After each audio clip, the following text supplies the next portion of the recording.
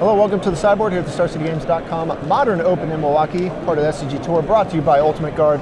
I'm Nick Miller alongside Todd Stevens, a man in the Players' Championship race, and you've got a good one for us today here in the Sideboard. Sure do. You've been streaming this kind of white-red Planeswalker control Blood Moon deck, and now the floodgates might open on this because we're calling it Sun and Moon, Danny West approved, so any of you who got to complain about deck names, yell at that man, editor of StarCityGames.com.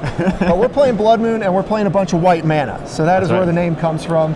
But you've been playing this deck and we've seen kind of iterations of this white-red control sort of prison deck, you know, in the previous months heading up to this event. But you've kind of taken away the prison elements and made it more of like a control deck. Yeah, it's very easily confused as a prison deck just looking at it originally, because you have Blood Moon and Chalice of the Void, and because you have those two cards, people will see it and think that it's a prison deck and I'm just trying to lock people out of the game and make the game go forever. But honestly, people can get out of those cards pretty easily, and that's just not a very successful strategy. Right. So we have a Planeswalker control deck that has those that can slow people down long enough to let your Planeswalkers take over.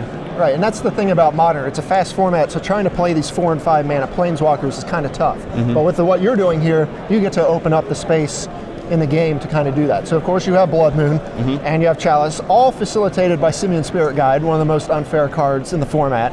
Yep. Simian Spirit Guide just also helps with the Planeswalkers. You know, they cost 4 mana like you're saying, that's usually too slow, but if you can play them on a turn early, like a Nakiri a turn early, and start ticking up on it, you can end the game a lot faster. Right. Then we just have, like you said, a control deck. You have a ton of removal, and notably none of this is 1 mana. So obviously you have Chalice of the Void in your deck, you don't have Path to Exile, you don't have Lightning Bolt, but you have a bunch of other ones.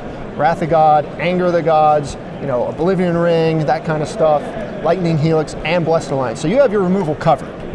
Yeah, and Modern is just really built around creatures these days. Every single deck that's doing well is really playing a lot of creatures.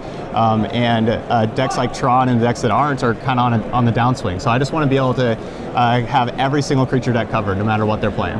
Right, it's interesting you say that because you kind of have the creature decks covered with your removal and these other decks kind of covered on the Blood Moon spectrum. Because Blood Moon colds a lot of the format. Yeah, the Valakut and Tron decks, that's what I have the Blood Moons for, to shut those down also, so I have that area covered. Plus all the incremental, you know, damage you pick up on all these other decks that kind of have a stingy mana base. Now take us through the Planeswalker base here, because we got to mention, you of course have new Kaladesh in here, Shaundra, Torch of Defiance, but go over all of them. Okay, so Nakiri is really the most important Planeswalker in the deck. Past iterations of this kind of prison style have played win conditions such as Kiki Jiki and Restoration Angel to try to close out the game fast.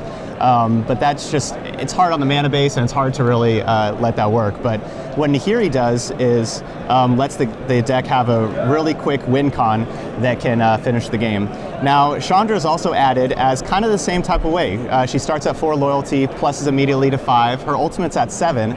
And if you get the ultimate in, every single spell you cast deals 5 damage, and that will just finish the game very quickly as well. Right. Gideon Jura is here to basically protect the other 2 Planeswalkers. Like once I have the 2 Planeswalkers down, most people fight against them by attacking. That's the most common way of fighting against Planeswalkers, and Gideon will help protect them. Also, just Gideon against decks like Infect, and Death Shadow Zoo is just a great card because they have to use their Become Immense and spells like that to try to kill Gideon before they can kill me. Right. So you kind of take care of everything. These creatures are just not going to get through when you have all the removal and the Planeswalkers. And as we saw, you know, when Metagame Grows brought the Jeskai deck with Nahiri and kind of ruled the tournament, Jeskai just closes games very quickly, or Red-White closes games very quickly when you have Nahiri and they don't get to play a ton of spells. Yep. And that's our game plan. Just slow them down with Chalice and Blood Moon.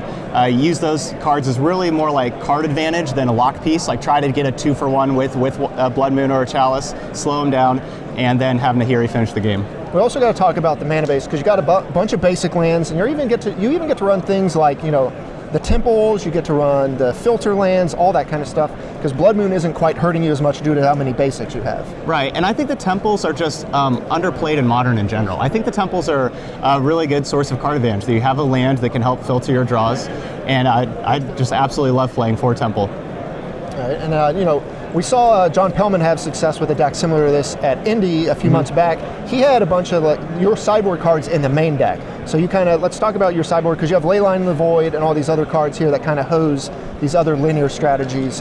Talk about your sideboard here. All right, so yeah, so Leyline of Sanctity is in there for Thoughtseize decks and also for Valakut.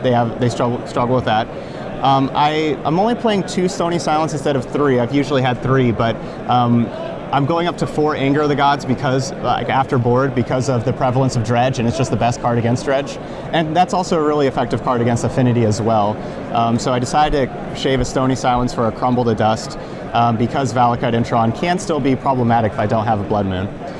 Besides that, I have the 2 big 6-mana walkers in the sideboard, Elspeth Sun's Champion and Shaundra Flamecaller, to fight against mid-range decks such as Jund or Bant Eldrazi. Especially Elspeth with Bant Eldrazi with the minus ability can be crucial. Sure. Shaundra is also just another sweeper against the smaller decks like Affinity and Dredge and stuff. The minus ability for Shaundra is another sweeper. Yeah, your deck definitely doesn't have a shortage of sweepers. Between Wraths, Angers, you have more of those in the board, plus the Planeswalker.